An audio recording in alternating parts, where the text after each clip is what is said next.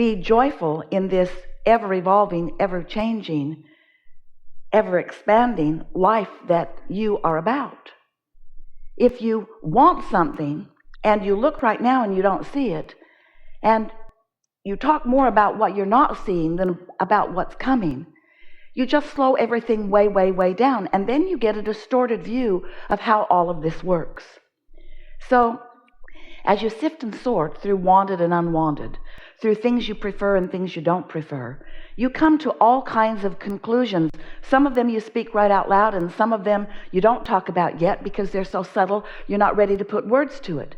But you are at all levels of your being sifting and sorting and coming to conclusions of what you prefer, and those conclusions are vibrationally broadcast by you. In other words, if you don't have enough money, you want more. That's pretty obvious. If someone's rude, you would like them to be nicer, and if you don't feel good, you want to feel better. This is all very straightforward and easy to understand. But what many of you don't realize is that when the desire radiates from you, it matters a lot, because the basis of your new reality is being formed by those vibrational broadcasts. You've got to get yourself in a vibrational place of expectation. In other words, you can't continue to say it isn't coming, or it's hard, or it's been too long in coming, or I don't think it's coming, or I don't see it, where is it, or I've been looking for it for a long time and it's still not here, and I'm not the only one, others like me don't see it either, and we really want it to come even though it hasn't come. You can't talk like that without preventing it from moving forward. In other words, you can't talk like that and get into what you must be in, the receiving mode or the receptive mode, in order for you to be the realizer of it. Your inner being is giving you constant clues about how to get you from where you are to where you want to be, along what we've been calling your path of least resistance. Your inner being is giving you these clues all the time. And we want you to know that the path of least resistance means the easiest way for you to get to what you want, given the beliefs that you have about it. That's what path of least resistance means. That's all that path of least resistance means. The path by which you will get to what you want, moving over and under and around and through the resistance that is on your trail that you have put there. Even more important, that you continue to put there every day. Because resistance that you put there last year and the year before and the year before that is not hindering you unless you're renewing it with today's comments. That stuff will just dissolve. It will just cease to be relevant to your experience unless you keep it activated by your scrutiny of what's come about. And we know why you do it. We know that you're comparing yourself to others and you are comparing yourself to your own goals. We understand how that all works, but we want you to understand that how it really works is this is a vibrational universe. And if you will accept your place as a vibrational being, and you will acknowledge that your emotions let you know something really important. They let you know the relationship between the opinion that your source has about you and your desire right now, and the opinion that you have about you and your desire right now. In other words, if you say, if you feel, if you mean, it's on the way and I'm so happy, that exhilaration that you feel is because that's exactly the way your inner being feels about it. But if you are feeling discouraged as you say, this is taking so long and I don't think it's ever going to get here, that very discouragement is the emotional indicator of the vibrational variance between your thought about this and your inner being's thought about this. So if we could just convince you, we can't in one fell swoop. If we could, we would have zapped you with it long ago. We want you to care about the way you feel, because the way you feel is the way you mold your vibrational energies into alignment with your own desires.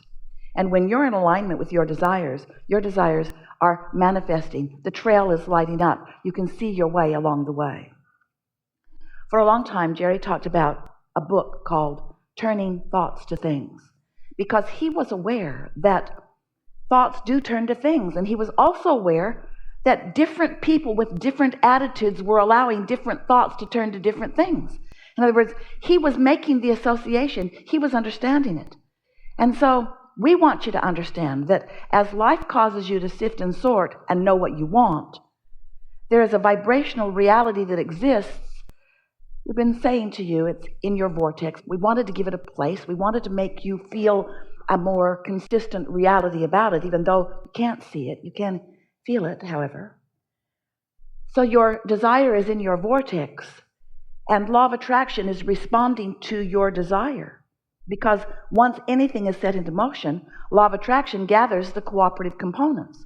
So your desire is in a state of becoming, even though you may not be at the vibrational belief yet, to allow yourself to see it. It's still in the state of becoming. So eventually, your desire becomes large enough momentum, fully formed enough, that if you are in the vibrational vicinity of it, you can catch a glimpse of it. So sometimes, when you're not doing that thing you do about complaining about how things are, sometimes when you're accidentally happy, an idea will occur to you. You'll say, oh, I just got the best idea. And what that means when that happens to you is you were in the receptive mode and you caught a full glimpse of what your vortex is revealing to you. It's been revealing it to you all along, but you weren't in the vibrational place where you realized it. But when you got that idea, ooh, you were right there. But it was usually quite short-lived because you're not consistent usually in the beginning of allowing yourself to really know that. After all, if you really knew it, it would already be. And so it's in the process of becoming. But once you catch that glimpse of that, that means that this vibration that you have given birth to, the source and law of attraction have tended to, that has grown and gained enough momentum that it will be a reality. Once that idea occurs to you, and it is a glimpse of a realization in your mind, I know that I want this. We want you to know it's a sure thing from then on.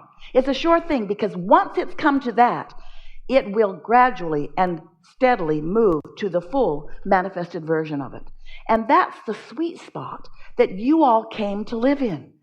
When you're sifting and sorting, you're doing step one of the deliberate creative process. You are launching your rockets of desire, but you don't even know you're doing that. It's just a process of life. Don't like that, do like this, don't like that, do like this, don't like that, do like this, do like that.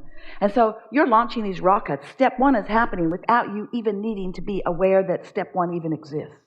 Step two then happens because source gathers it and law of attraction works on it, and the momentum is more and more and more until it builds to a vibrational frequency where it is realizable, where it can be realized by someone who's happy enough not to be blocking it, who's tuned in, tapped in, turned on for some reason enough to catch a glimpse of it. So step one, you ask. Step two, it's answered. We wrote a whole book about that. Don't bother reading it. We just told you the quick version.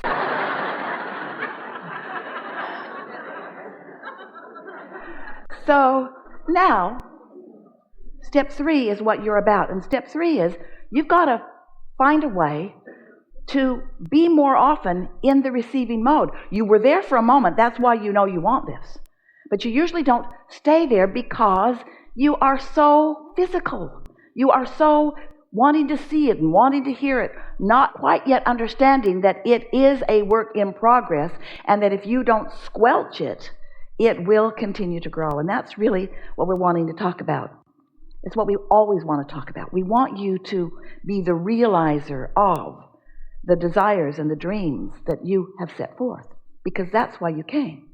You are the creator of your own reality, and you came with such enthusiasm to explore and to decide and to give birth to desire and to realize them fully. So, as you are spending more time in that receptive mode, by paying attention to the way you feel and by caring about how you feel, and by looking for thoughts that do feel good, and by deliberately avoiding thoughts that don't, by staying off subjects that you know are discouraging to you, and by deliberately looking for things that make you feel good, as you get better and better at that, then you stand in this place. We've been talking to you about this for a long, long time. When you want something and you believe it, then it is. In other words, when your doubt is non-existent, and your doubt will go away if you'll stop looking at the absence of something, if you will stop looking where it isn't and start looking where it is, your doubt will go away. So the thing that you've got to do is you've got to accept that where it is in the beginning is in a vibrational reality that you have to sense, not see. So you got to feel for it where it is rather than look for it where it isn't yet. And if you will feel for it where it is rather than look for it where it isn't yet, very soon it will be where you and others can see it fully. That's just the way this vibrational universe works. What do you want to talk about? There's nothing off limits. I've never been a big believer in doing things that don't feel good. So as a holistic concept, if my gut says don't do it, I don't really do it. But I love exercise. I love feeling healthy. But there are some nights where I get home and I just literally want to drink 5 beers and eat a bag of Doritos. Every now and then I will do that. But oftentimes I'll say, you know what? I know I feel great when I go and get some exercise. And I will force myself to go get some exercise. And afterwards, the heart's beating, the muscles are strong, your posture's good, the blood's flowing, and I feel great. But this is probably the one area in my life where if I don't feel like doing it, I sort of try to make myself do it, and then I feel better. So what's up with that, where I want to eat Doritos and beer and not go exercise, even though I know exercise is going to feel better for me at the end? If you could find, and it's hard to do after the fact, if you could find the thought momentum that led up to that, you would have a clear understanding of what the pre-paving of the beer and Dorito was and the pre-paving of what the getting to the exercise is. Because you can't just take the end result and compare them to each other. You have to understand what the pre-paving momentum of energy was leading up to it. That's the most significant thing. Another thing is that every desire is really two subjects. It's what is wanted on one end and what is not wanted on the other end, or the absence of what is wanted on the other end. Sometimes you may be approaching your desire in a way that is more counterproductive, and so it almost inspires the opposite. It's sort of like somebody trying to boss you around and tell you to do something, and you just want to do the very opposite of what they're saying. You can't make me do that, you said to your mother when you were a child. Or maybe you didn't, but maybe you did. But maybe you didn't say it out loud. You're not the boss of me. And so there's some of that going on. But there's another piece here that we are interested in exploring just a little bit with you. And that is, you know how you say that once you make yourself do it, and then you slip into that known behavior, and the cooperative cells of your body began to play their role, and then you begin to enjoy it. And so this is why often people say, well, if I just make myself do it, and then I begin to enjoy it. So what this conversation really is about momentum. It's about knowing what you want and what you want being more dominant, and so it carrying the day. But the way you can move into what you really mean to do and what you really want to do without that uncomfortable time of needing to make yourself do it is by doing it with the momentum of your thought. Sit with a focus wheel.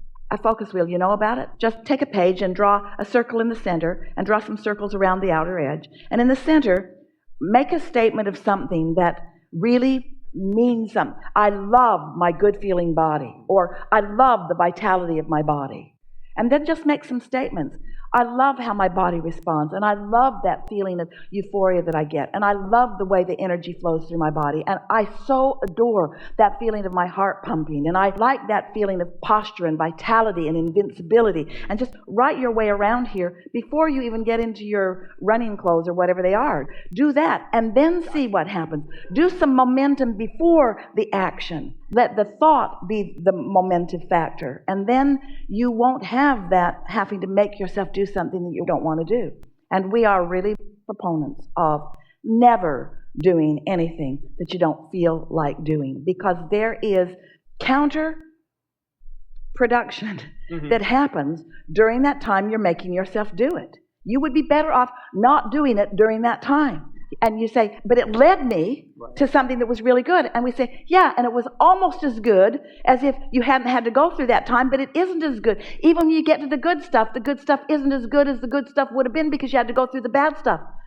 You follow? It's like taking your train 80 miles an hour that way before you decide to take it 80 miles an hour that way. And we say, don't take it 80 miles an hour that way. Do it with thought. Get your momentum going, and then get into the receptive mode, and then. So when we say we wouldn't do anything that we don't feel like doing, that's the same thing as saying get into the receptive mode and then get into the receptive mode. Really good conversation. Thank you so much. That was really fun. Yes, indeed. Yes, indeed.